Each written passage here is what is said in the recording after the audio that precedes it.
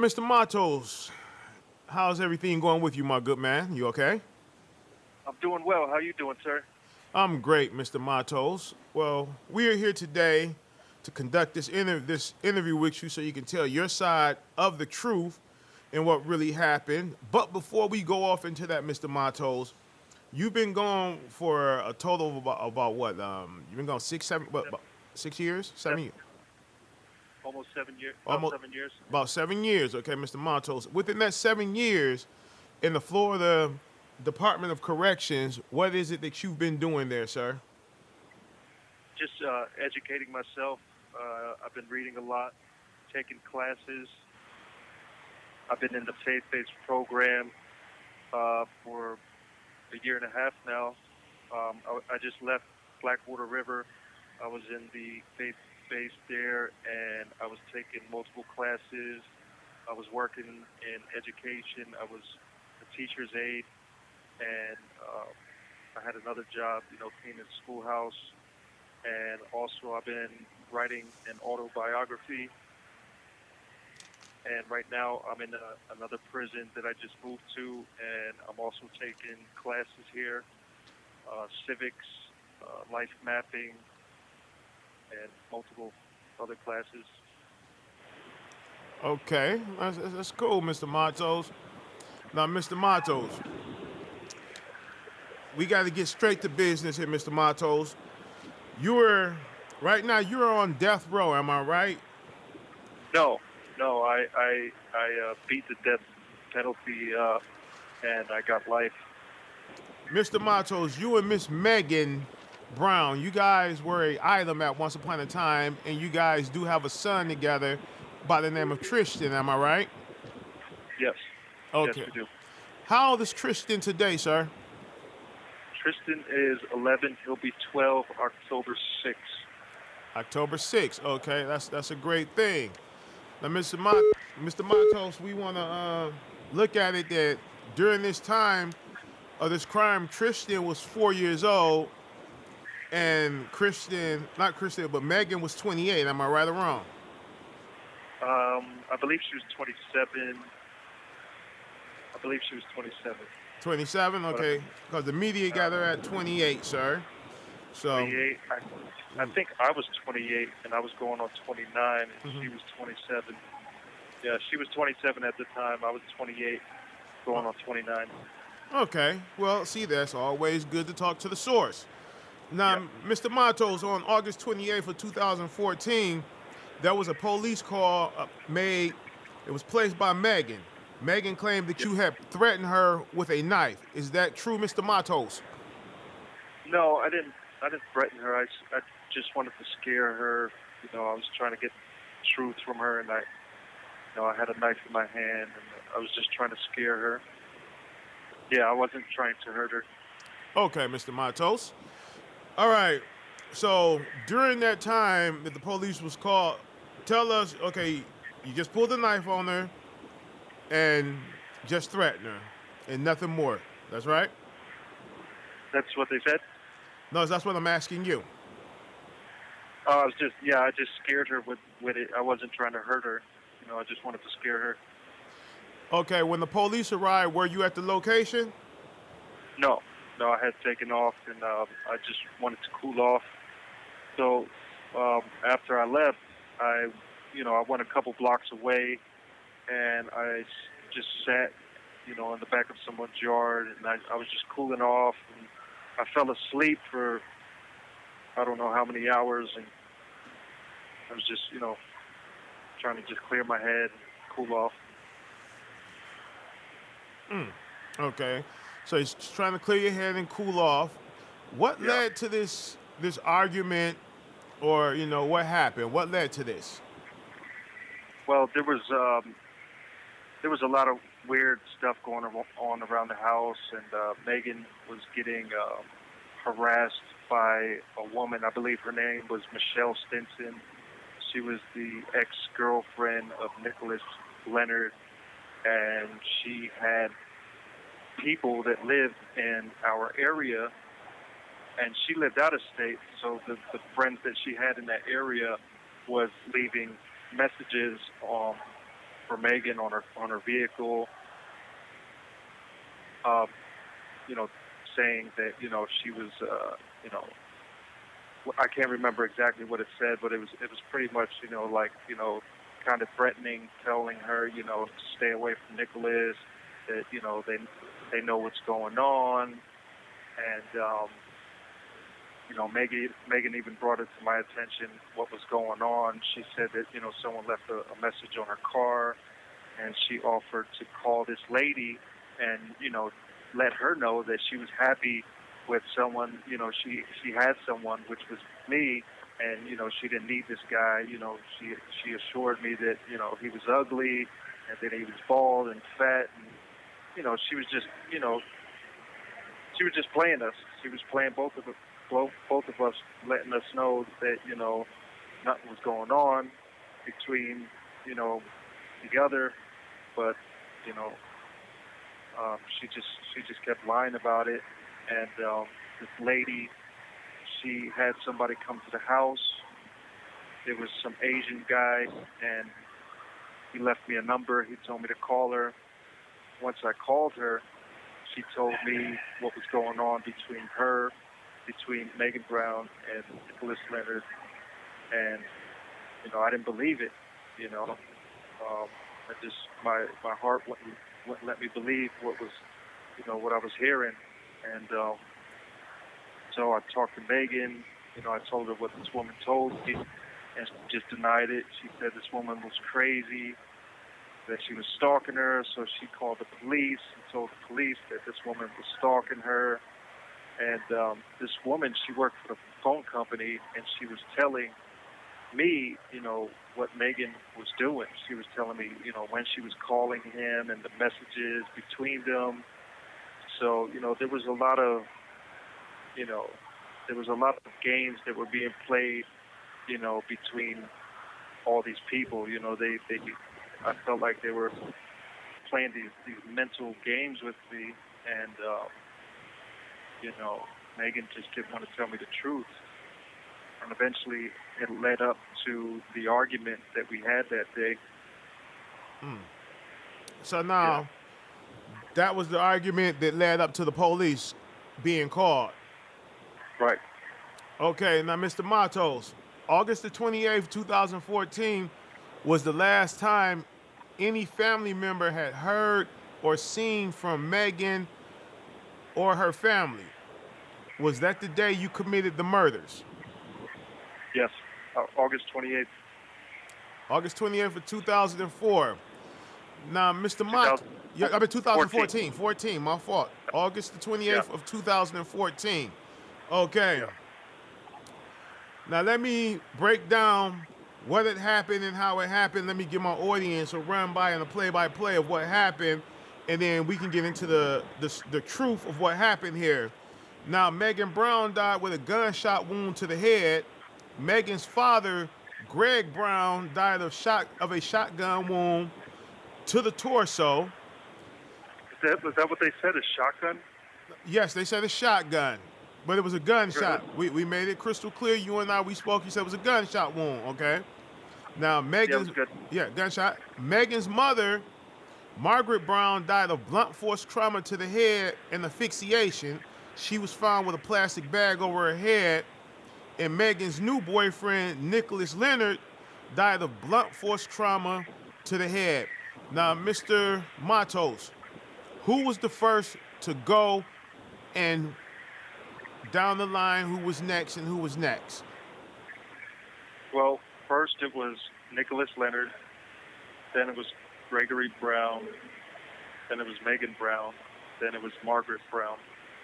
Okay.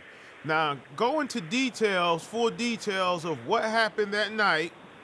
Not what happened, because you told us about the argument. While you were there in the home, what happened to lead up to all of this? Go ahead, Mr. Matos. Well, after I left, I cooled off for many hours, and I had to come back to the house. Everything I had was there. I wanted to talk to her and see if we could work things out. I had to see Tristan. I couldn't just leave without saying goodbye. So when I came to the house to get my stuff and to talk to her, Nicholas Leonard attacked me when I came into my room, and he grabbed me by the throat, and he pulled a pistol out, and I grabbed his arm, trying to hold the gun away from me, and we wrestled around the room for a little bit, and I found there was a knife on her dresser. I used that to defend myself, and I stabbed him in the arm. He started bleeding all over the place, and when we fell down on the bed, her father came into the room. He had a rifle in his hand, and Megan was telling him to shoot me. And I told him, I said, "Greg, don't do this. Don't shoot me, Greg." And he pulled the trigger, and it malfunctioned. He didn't get a shot off, and he just kept trying to get a shot off. He was looking at the weapon, trying to get it to work. And again, he tried to pull the trigger, and it wouldn't fire, and it continued to malfunction. So, time was running out, so I was able to get the gun out of Nicholas' hand, and I shot the wall. There was an accidental shot, and then I shot Nicholas in the stomach, and that's when Greg and Megan left the room. She put Tristan in his room, and there was some type of allegations in the court saying that at some point they thought that I locked him in his room or something. Megan had changed the locks that day when I was gone, and she put new locks on his room and a lock on the downstairs door leading up to the kitchen. So she was able to lock him in his room from the outside, but he was also able to get out of his room from the inside with the latch. It was like a boat lock. So he was able to turn it from the inside of the room to let himself out. So there was a key on the outside. So anyway, she put him in there. She went to the master bedroom with her father, and that's where Gregory Brown had an arsenal of weapons in his closet. He had multiple shotguns, rifles, and lots of ammo. So he was loading up a rifle, might have been a shotgun, and when I came into the room, he was loading it up, and I shot him once in the back, and when he turned around with his weapon, I shot him again in the chest, and he was dead right there. And I turned, and I shot Megan. She had something in her hand. I wasn't sure if it was a weapon, and I just reacted, and she died instantly. So at that point, I snapped. I was so angry about what had happened. Her dying, her father dying, and when I went back to our bedroom, Nicholas was just lying there on the floor. He wasn't moving, and there was tools left over from when they changed the locks. They left the tools in the room. There was drills, and there was a hammer, and I picked up the hammer, and that's when I used it on Nicholas, and that's when I hit him on the head with it. So at that point, you would say all of these were instant deaths, quick deaths. Nobody suffered. Yep. Nobody suffered. It was quick. Okay, now when you shot Megan and her body fell, what went through your mind? Just what was it like? It was the worst feeling ever, and by the time it happened, it was too late to change what I did, and I knew right there I knew that there was no bringing her back. It's the worst moment of my life, losing her and knowing that Tristan wouldn't have his mom He wouldn't have his grandparents, and eventually he would lose me too. Okay.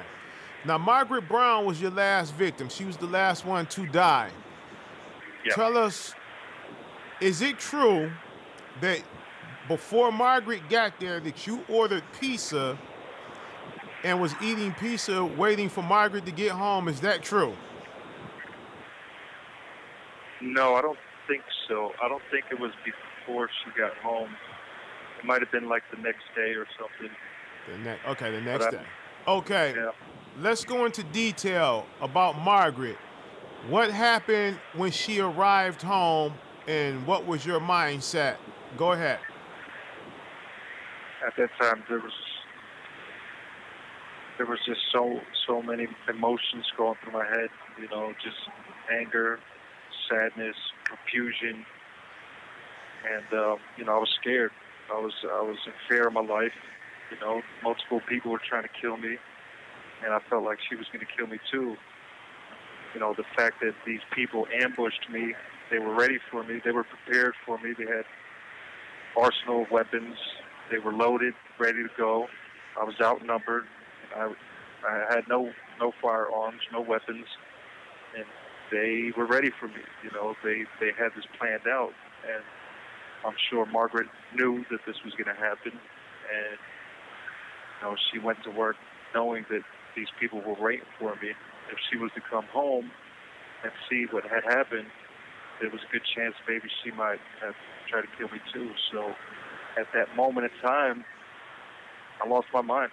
You know, it was like I was going insane, and you know, I felt like she was going to kill me too. So when she came home, there was a noise in the garage, and I just went down to the garage. It was dark, I couldn't see, and as soon as she came into the garage, that's when I hit her, and I struck her twice with the hammer, and that's when she was dead. And the bag that I used, it was to eliminate blood getting everywhere. It wasn't to, you know, torture her or to choke her. It was just to eliminate further mess. Okay, so when you hit her, did she instantly drop? Did she make a noise, or you hit her and it was done? She was. It was just as soon as I hit her, she was down. There was no pain. There was no noise.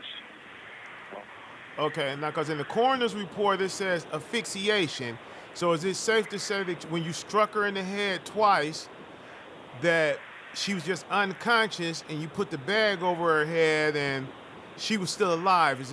Could we say that could have been the situation where they got the asphyxiation from? No, that's not true.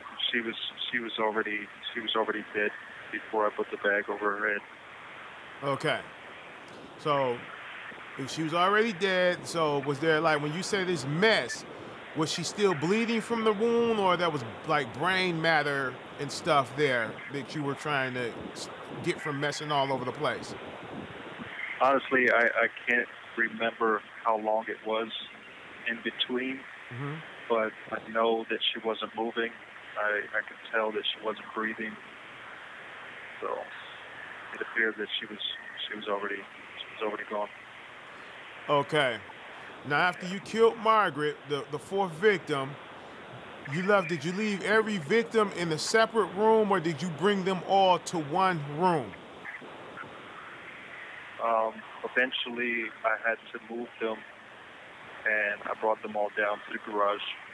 That's where I had to put them in the van, get them out the house. Okay. Now, we're moving a little too fast. You got them to the van. Okay. Now, just say after you did the killings, you committed the murders of defending yourself. Yeah. Okay. What happened right after that? After she was wiped out, she was the last victim. What did you do? Honestly, I can't remember. It's been so long.